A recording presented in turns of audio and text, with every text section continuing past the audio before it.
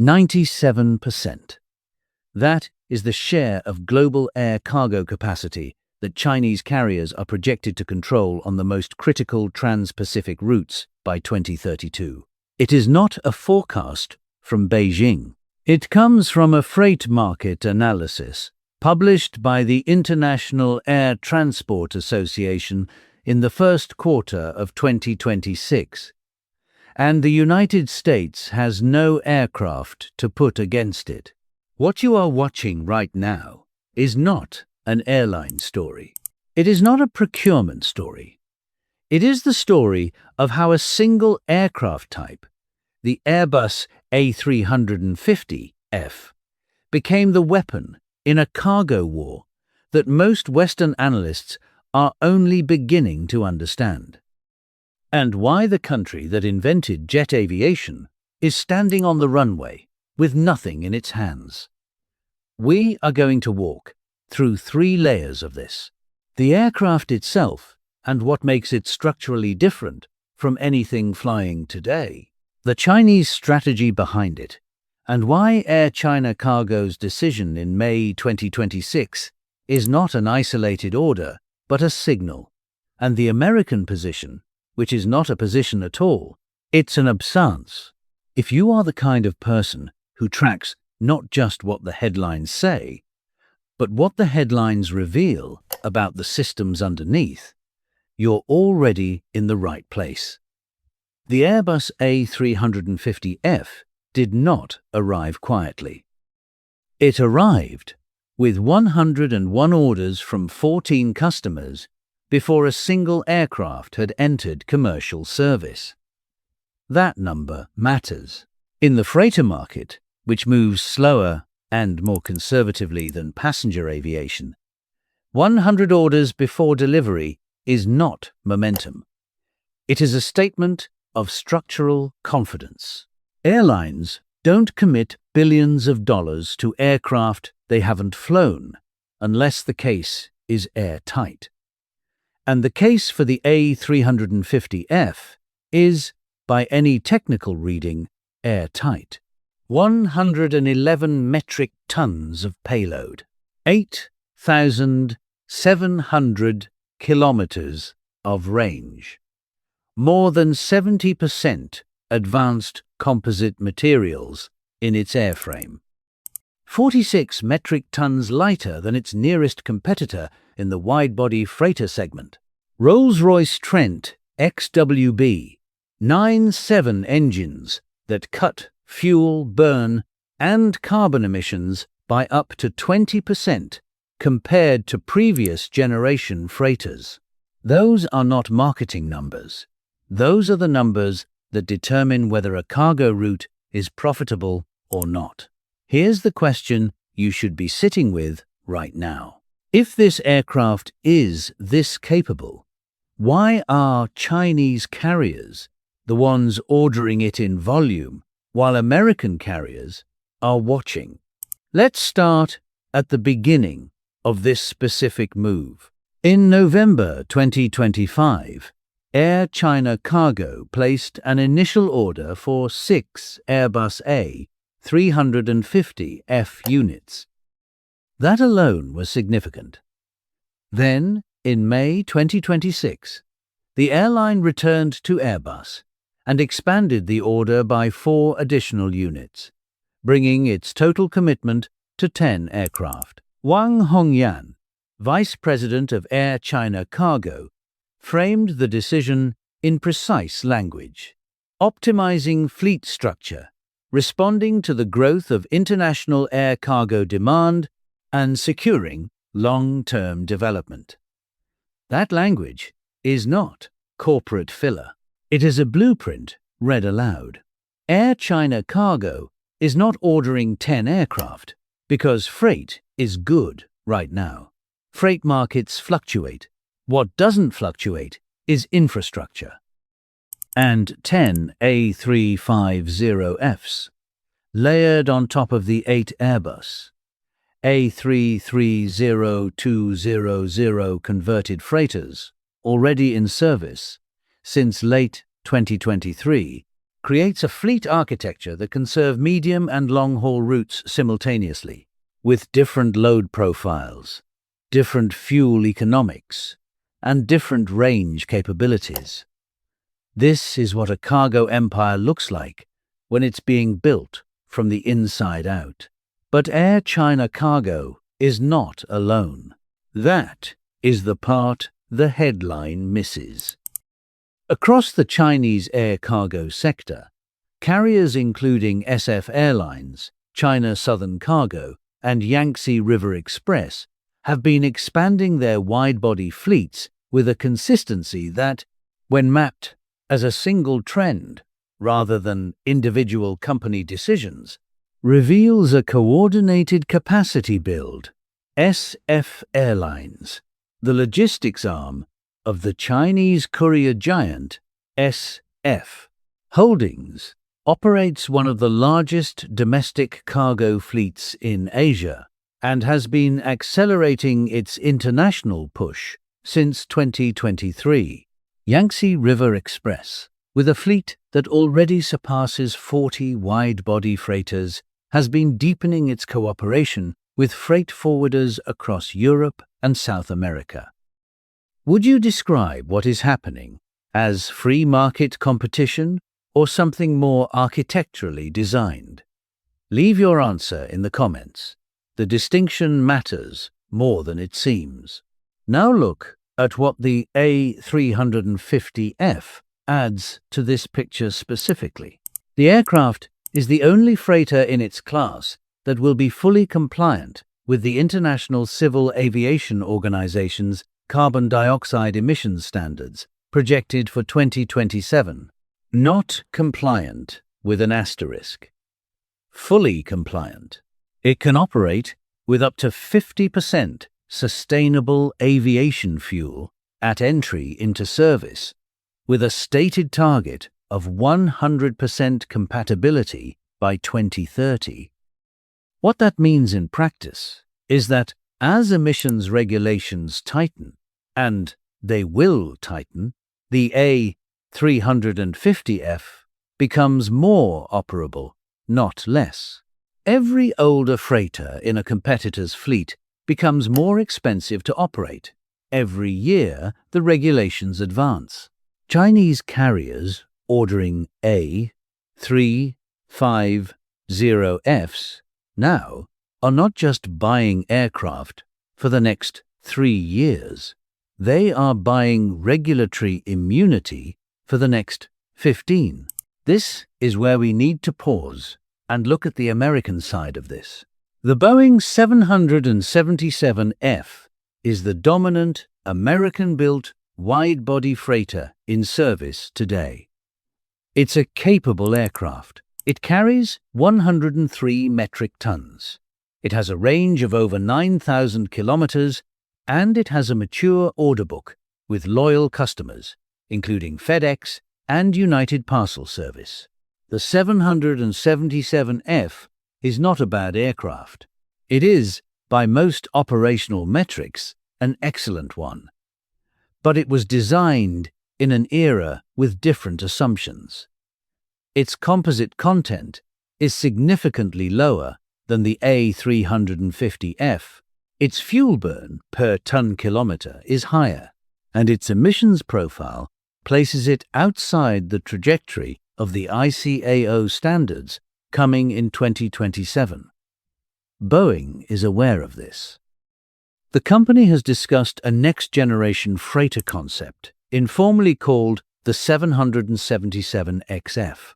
But as of May 2026, no formal program launch has been announced, no order book, no committed delivery schedule.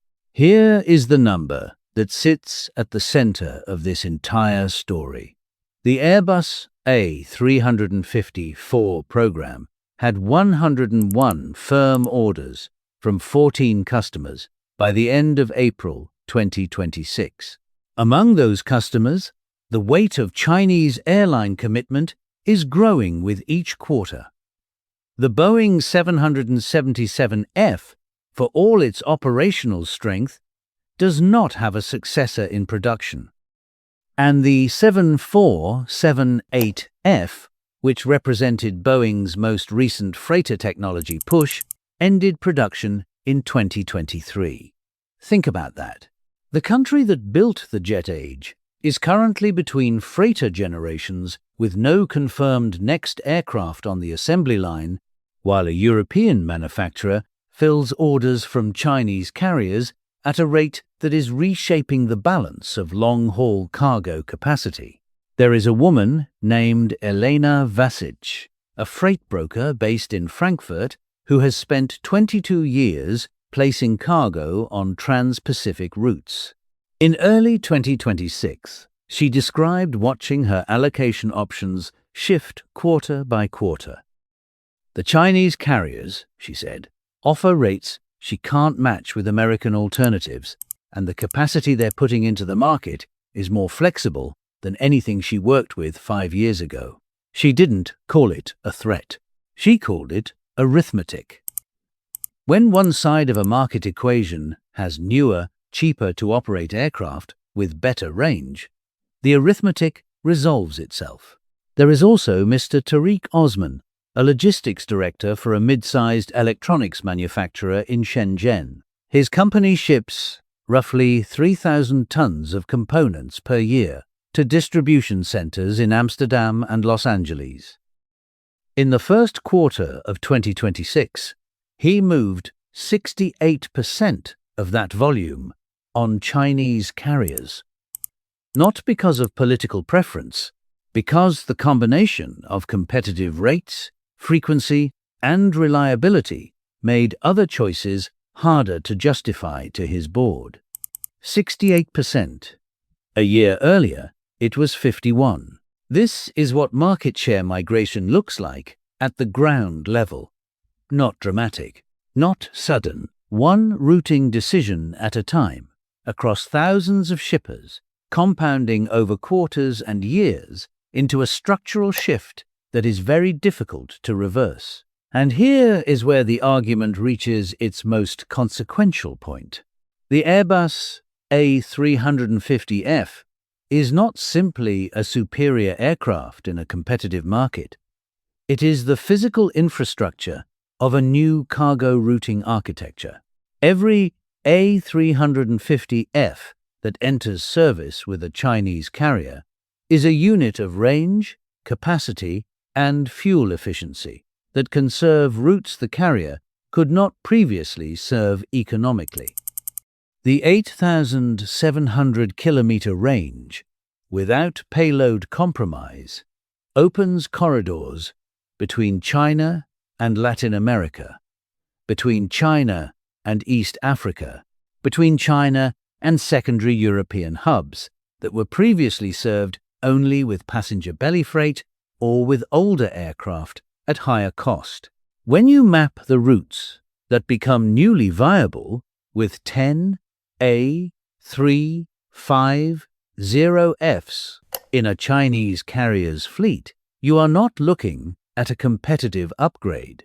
You are looking at a geographic expansion of market reach.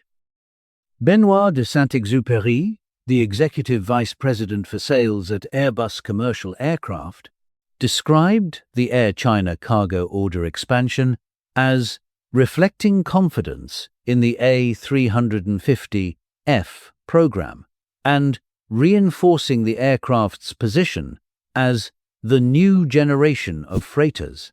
That framing is accurate. It is also incomplete. What it doesn't say is that confidence at this scale, from this many Chinese carriers, at this specific moment, is not just commercial confidence. It is strategic patience made visible.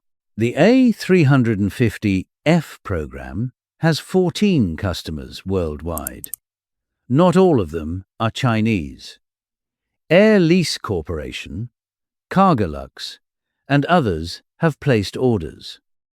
But the density and pace of Chinese commitment, measured in cumulative orders and the speed of order expansion, as Air China Cargo demonstrated from November 2025 to May 2026, suggests a coordination of intent that goes beyond individual airline economics. Does that make the American absence more alarming or less? That is not a rhetorical question.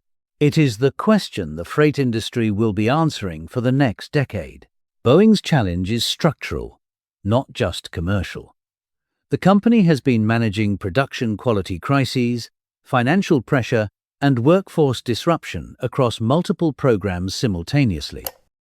Launching a clean sheet freighter program in this environment, one that could realistically enter service before 2032, is not simply a matter of capital commitment. It is a question of organizational capacity.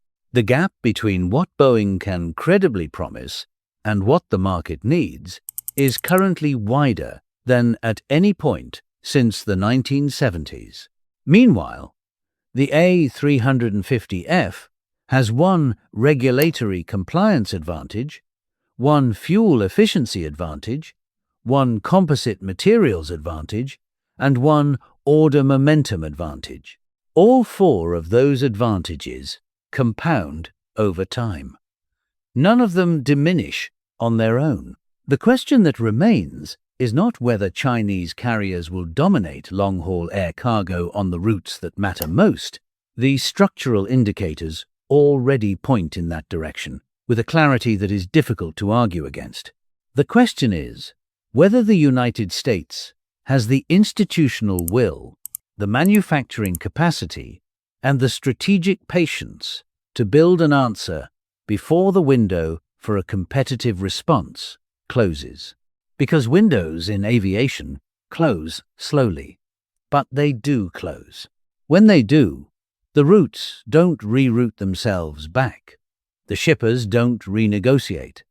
The market arithmetic that Elena Vasic and Tariq Osman are already calculating becomes permanent infrastructure. One aircraft order at a time. If this analysis challenged something you thought you understood about the air cargo market, that's the point. The stories that matter most are rarely the ones in the business press on the day they happen. They're the ones that look different when you assemble all the pieces. If you want to keep seeing the assembled picture before the official story simplifies it, subscribe and turn on the notification bell. This channel exists for the people who ask what's underneath the headline. Share this video with someone who needs to understand where the weight of global trade is actually moving.